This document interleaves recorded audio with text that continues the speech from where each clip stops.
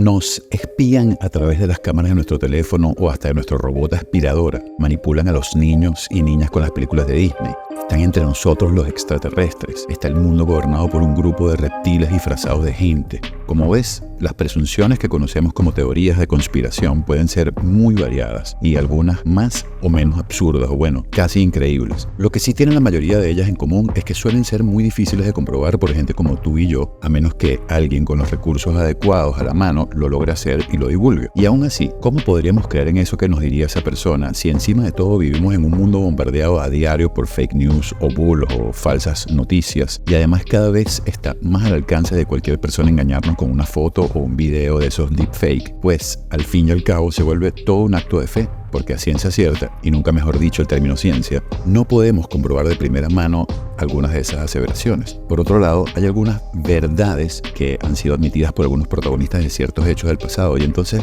le hemos podido quitar la etiqueta de conspiranoica a algunas personas y a esos hechos que relatan. Hay otras de esas teorías que con el pasar del tiempo van quedando al descubierto y hoy en día no hace falta un equipo de CSI para aseverar que son una realidad. En este episodio voy a compartirles desde mi experiencia cómo he visto comprobarse algunas cosas que hace más de 20 años encontré en una página web que en aquel momento me impactó y que el simple hecho de comentar con casi cualquier amigo o amiga generaba muchas risas e interminables burlas. Para mi sorpresa, en octubre de 2023, fecha en la que grabo este episodio, todavía esta página está colgada en la web intacta, sin una sola modificación en su aspecto o contenido. Para quienes no me conocen, soy Kirlan y te doy la bienvenida al episodio número 6 de Medio Digital, un canal en donde te traigo contenido para la reflexión y ayudarte a que te preguntes más sobre eso que ves y experimentas en tu día a día. Medio Digital llega a ustedes gracias a Cuántica Studio, quienes ofrecen asesorías y servicios de creación y edición de contenidos digitales para que puedas comunicar efectivamente eso que quieres compartir en las redes sociales. Escríbeles a su Instagram o a través del enlace que te dejo en la descripción. Ahora sí, comencemos.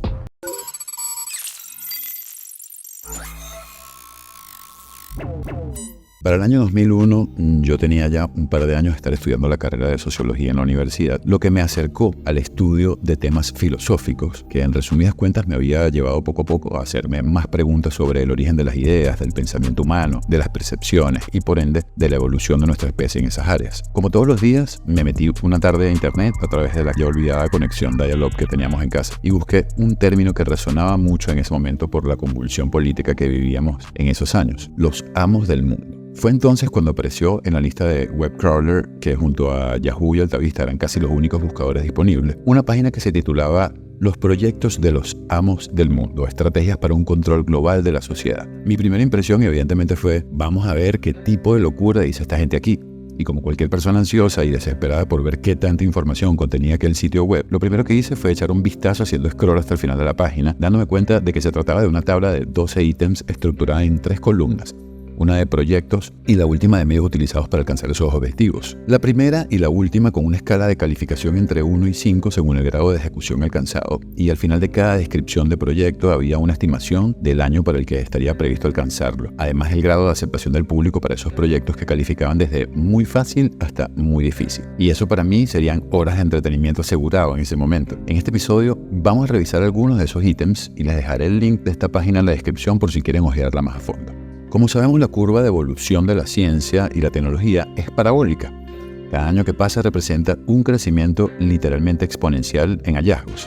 Así que para estar en contexto, en el 2001 los teléfonos más populares y accesibles eran algo así como estos.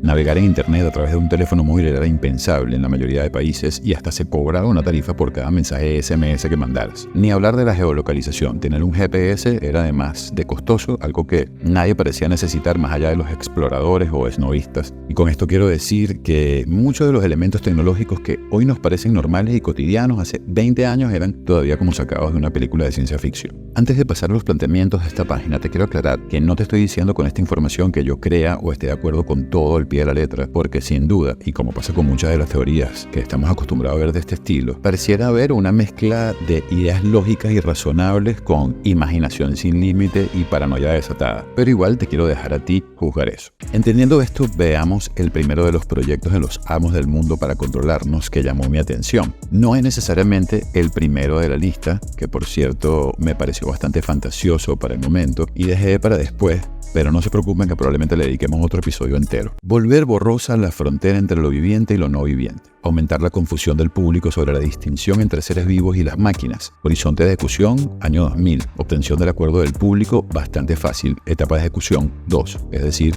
ejecución en fase inicial. Objetivos. Obtener una aceptación más fácil de las manipulaciones genéticas y futuros implantes. Medios utilizados. Vulgarizar y multiplicar las máquinas que imitan la apariencia o el comportamiento de seres vivos a través de robots juguetes, tamagotchis, realidades virtuales, artefactos, avatares, animadores de televisión virtual, en el cine personajes androides o portadores de implantes biónicos, criaturas medio hombre, medio máquinas. Grado de aplicación 3, es decir, avanzado. Recuerda que en el 2001 esto sonaba a película total. Y hoy vemos el avance de este planteamiento, pues podría tener algo de sentido. En la actualidad son millones las modificaciones o implantes que vemos cada vez más en más personas y cada vez más accesible a los bolsillos, particularmente en el área de estética y claramente dependiendo de nuestras culturas y valoraciones de belleza. Y se plantea como algo que el público no aceptaría fácilmente, pero yo diría que esto ha cambiado mucho, a pesar de seguir siendo riesgoso o con posibles consecuencias serias a mediano y largo plazo, o simplemente porque estas intervenciones, aunque sean muy sencillas, crean en las personas la dependencia que tanto le encanta a quien vende un producto y prácticamente obligan a quien se pone un implante a reemplazarlo o retocarlo, ya que la naturaleza de nuestros cuerpos sigue siendo envejecer y por ende la degradación de nuestras células todavía es algo inminente. Pero veamos el siguiente ítem y pronto volveremos a este para ir hilando algunas cosas. Implantes. Introducir las máquinas en los cuerpos. Horizonte de ejecución 2010. Obtención del acuerdo del público difícil. Etapa de ejecución 1, es decir, etapa preliminar. Puedes darle pausa aquí si te interesa leer detalladamente la tabla porque te voy a resumir un poco cada ítem para no alargar demasiado este episodio. A grandes rasgos, nada más al leer controlar los espíritus salta esa alarma de algo poco científico, ya que la ciencia no ha logrado entender o dar explicación a conceptos como ese.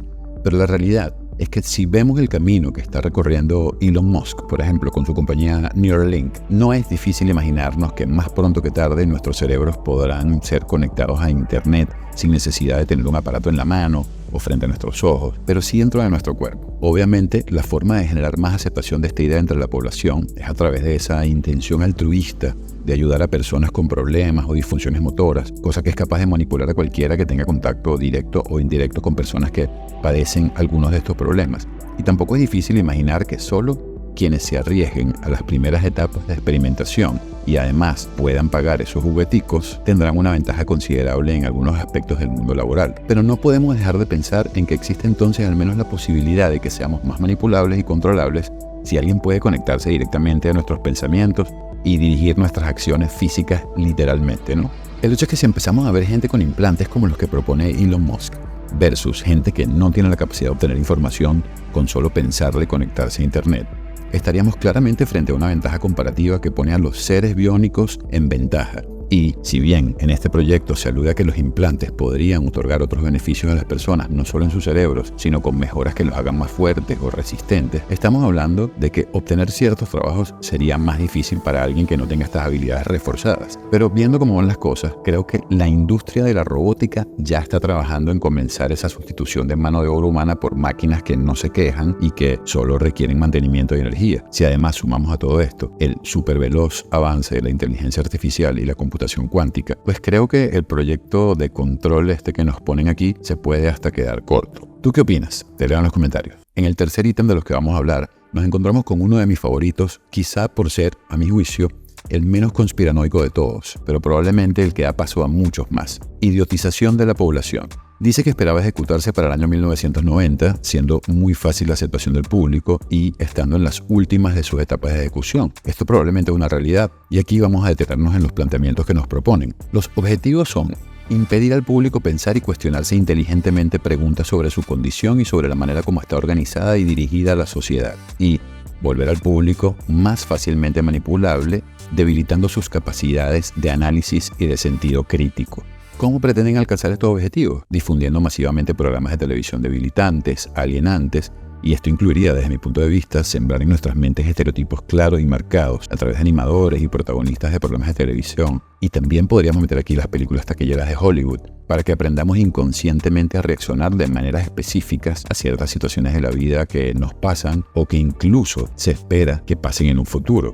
de manera que nos identifiquemos con tal o cual personaje. Te doy un ejemplo rápido. La reciente situación de salud pública que vivimos hace muy poco es algo que, de alguna manera ficticia y sin las precisiones de la realidad que experimentamos, ya la habíamos visto en algún guión de alguna película de manera más exagerada y fatalista, pero probablemente ya nos habían preparado con supuestos y nos habían sembrado algún miedo que otro para que nuestra reacción fuera lo más dócil posible y quien se atreviera a cuestionar o a hacer preguntas incómodas fuera vetado, sancionado o silenciado. De hecho, no es por casualidad que no menciono aquí el hecho concreto con nombre y apellido al que estoy haciendo alusión. Inundar las informaciones y conocimientos importantes con océanos de informaciones insignificantes.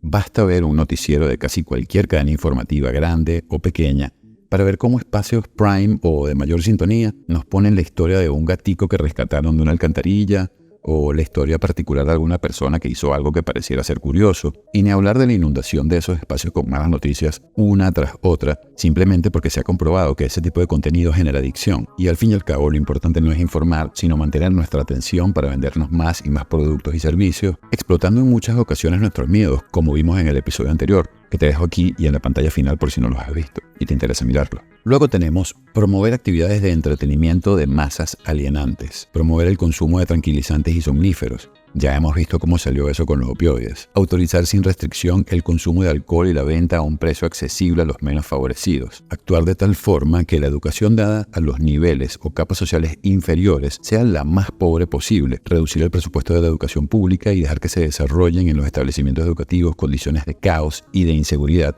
que hagan imposible una enseñanza de calidad.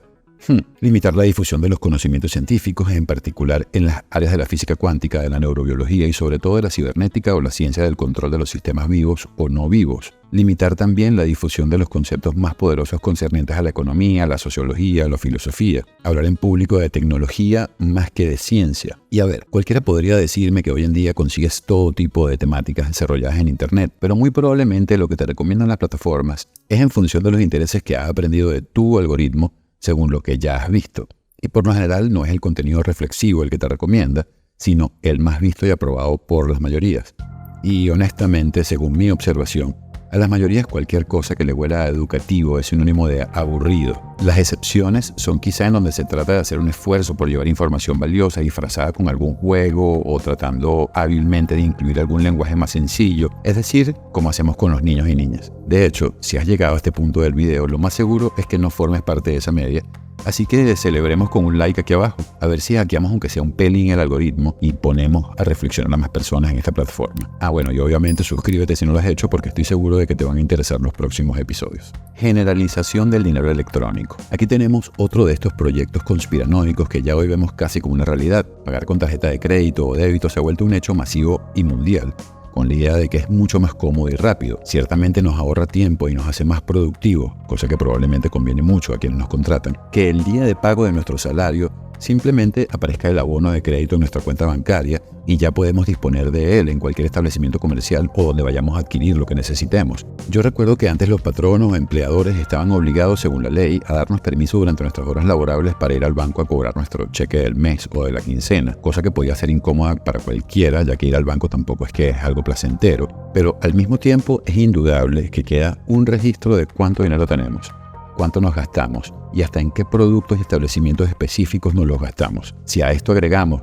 que cuando alguien en algún momento resulte inapropiado o incómodo para el sistema, se le puede bloquear el acceso a sus fondos e inhabilitarle para hacer cualquier consumo básico o no. Podríamos decir que estamos frente a uno de los controles más impactantes en la vida de cualquiera. Y de hecho podríamos poner el ejemplo de los camioneros en Canadá, que tras protestar por no querer acceder a la vacunación obligatoria, fueron no solo echados de sus trabajos, sino bloqueados por sus bancos a acceder a sus fondos.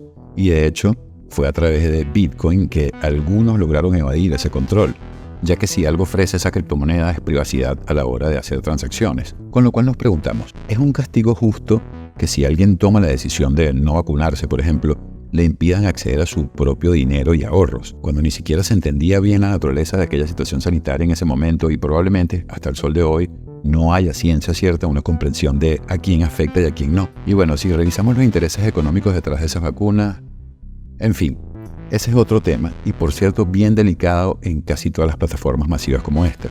Además no soy ni médico ni biólogo, así que puedes pausar el video, dejarme tu comentario allá abajo y seguimos con el siguiente ítem. Trazabilidad total de los individuos.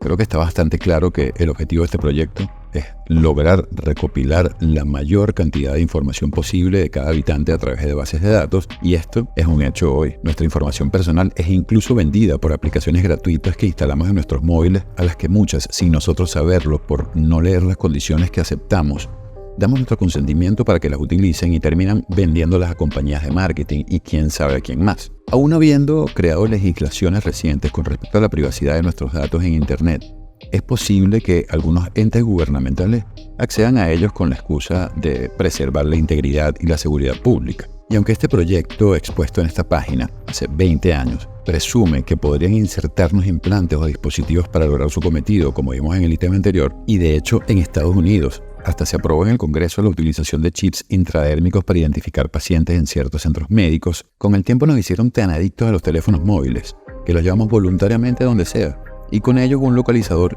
inapagable. E incluso ahora más gente desea tener relojes inteligentes que no solo proporcionan datos de ubicación, sino del estado físico de tu cuerpo en tiempo real, y eso implica un detalle por minuto de las alteraciones y emociones diversas, con precisión del lugar, fecha y hora. Es decir, no solo aceptamos estar más monitoreados que nunca, sino que hasta pagamos un buen dinero de nuestros bolsillos para que lo hagan. Perfecto, ¿no? Y ni hablar de todos los recursos que tiene ahora el neuromarketing, tema del que, por cierto, hablamos en este episodio que te dejo aquí.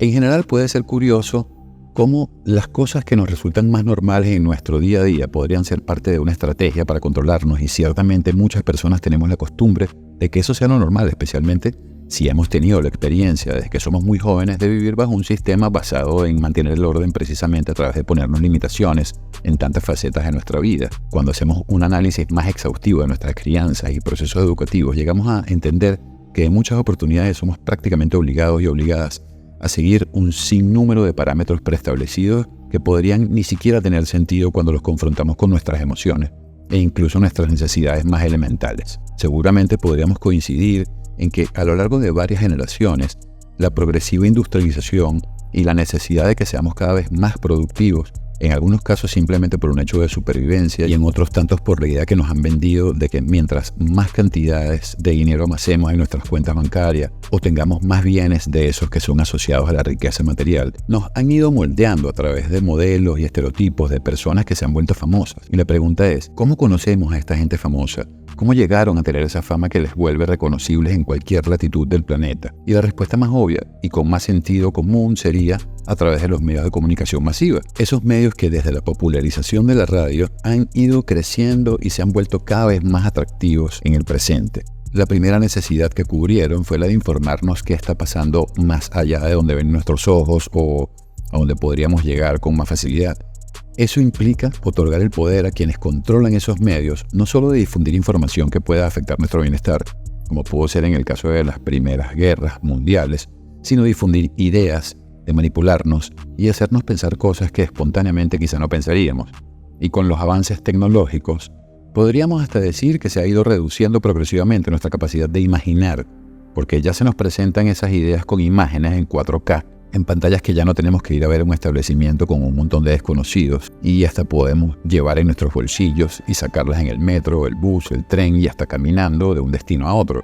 Ya nuestra imaginación se vuelve cada vez más un dictado de imágenes directo a nuestro cerebro. Quizá pienses que esto puede ser exagerado porque también trabajamos diariamente y no siempre estamos viendo televisión o el teléfono, pero qué mejor experimento que encerrarnos en nuestras casas casi voluntariamente por miedo a salir a las calles y enfermarnos con el enemigo invisible que tuvimos hace poco en el mundo entero. ¿Acaso esa experiencia no nos hizo estar más pendientes que nunca de una pantalla? Cambió hasta el concepto de cómo trabajamos en muchísimos casos. Y desde entonces, por más que hayamos vuelto a la normalidad de vernos en persona y abrazarnos, que estuvo prácticamente prohibido una vez más por el miedo, la idea de estar pendientes del mundo al instante, creyendo además que contamos con información veraz, se ha vuelto la norma. La idea de que de un día a otro todo pueda cambiar ya está implantada en nuestro subconsciente, de manera que no estar al tanto de las últimas noticias se ha vuelto para muchas personas un riesgo que no están dispuestas a correr, dejando entonces la puerta abierta de sus mentes prácticamente 24/7. En la página de los proyectos de los amos del mundo está entre los artículos una lista de quienes ellos consideran son esas personas poderosas que nos controlan. Si te da curiosidad puedes revisarla en el link que dejo abajo y verás rostros de políticos, empresarios, familias muy adineradas que si bien pueden ser parte de las élites que determinan las economías mundiales, a mi juicio no es estática y muy seguramente quienes realmente tienen mucho más control no les veremos en la cara ni en esta ni en otras listas. Quedan algunos proyectos a los que probablemente les dedicaremos un episodio completo, ya que pueden llegar a ser algo extensos de abordar. Así que recuerda suscribirte si aún no lo has hecho y activar las notificaciones para que YouTube te avise cuando estén disponibles. También me encantaría leer tu opinión acerca de estos proyectos y si te parece que hay elementos allí que realmente ayudan a esa élite de poder a controlarnos, o si por el contrario es una simple paranoia de algunas personas. Muchas gracias por dedicar tu atención a ver este contenido y si además de contribuir con tu like abajo deseas colaborar directamente y de manera segura con el crecimiento de este canal, te dejo en la descripción de este video un link directo a nuestro PayPal que por más pequeño que sea el monto de tu aporte nos ayuda mucho a seguir dedicándonos a difundir un poco de reflexión a través de este medio digital. Nos vemos en el próximo episodio.